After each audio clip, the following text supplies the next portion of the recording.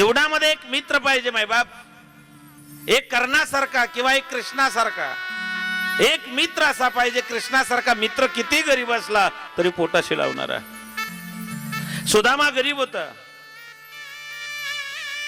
सुदामाला संकोच वाटत होता, आपले फाटके कपडे त्याचा सोन्याचा पितांबर आहे, आपलं झोपडं आहे त्याची सोन्याचे महाल आहेत। पण जेव्हा सुदाम भेटायला गेले, भगवंतानं आपल्या मित्राला पोटाशी लावलं। एक मित्र असा असावा जो किती गरीब असला तरी आपल्या पोटाशी लावणारा। असे कित्येक मित्र आहेत आप्पाचे, मी नाव सांगू शकतो। त्याच्यातलं एक नाव येतं सुरेश भाऊचं, सुरेश भोई। मी जवळून पाहिलेले यांचं नातं, यांचं मित्रत्व, यांचा जीवभाव।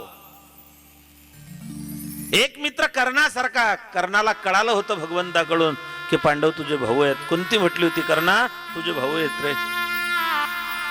कर्णानं म्हटलं मग आई आता म्हणले एक कर बाळा, सख्या भावांच्या विरुद्ध शस्त्र उचलू नको।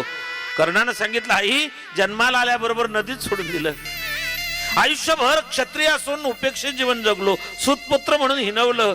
द्रौपदीच्या लग्नामध्ये स्वयंवरामध्ये आयुष्यभर मला एक खंत राहिली की मी सुतपुत्र काय, मी कौंतेय असून राधेय बनून जगलो, आयुष्यभर उपेक्षा सहन केली। पण ज्या मित्रानं मला वेळेवरती साथ दिली त्या मित्राला मी दगा फटका करू शकत नाही, मी दगा देऊ शकत नाही। माझे भाऊ जरी एका विरोधात असतील तरी मी माझ्या मित्राला माझ्या भावांसाठी सोडणार नाही। असा मित्र जीवनात पाहिजे। आणि मला वाटतं असा स्टँड घेणारी व्यक्ती म्हणजे आप्पा होते।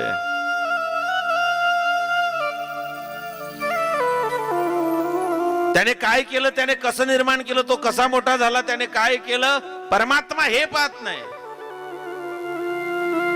पण आज जो काही तो त्याच्या कष्टातून आहे त्याला चांगलं म्हणण्याचं धाडस मात्र पंढरी आप्पामध्ये होतं। एक मित्र कसा असावा, दोन उदाहरणं दिले। एक तू मित्र कर आरशा सारखा, आरशा सारखा का, जैसे तैसे दाखवी आरसा। आरसा जे आहे ते खरं, आरसा कधी खोटं बोलत नाही। आरसा समोर उभं राहा, आरसा आपलं ओरिजिनल रूप दाखवतो, आरसा कधीच खोटं बोलत नाही। आपल्या जीवनामध्ये एक मित्र आरशासारखा पाहिजे, तो तुम्हाला तुमचं जे सत्य ते सांग। तोंडापुरते गोड बोलणारे मित्र नको, तोंडावरती गोड बोलून मागे घात करणारे मित्र नको। मित्र आरशासारखा पाहिजे, जैसे तैसे दाखवी आरसा। मित्र त्याला म्हणतात, चुकला तोंडावरती सडेतोड बोलणारा तो खरा मित्र आहे, तो खरा मित्र आहे।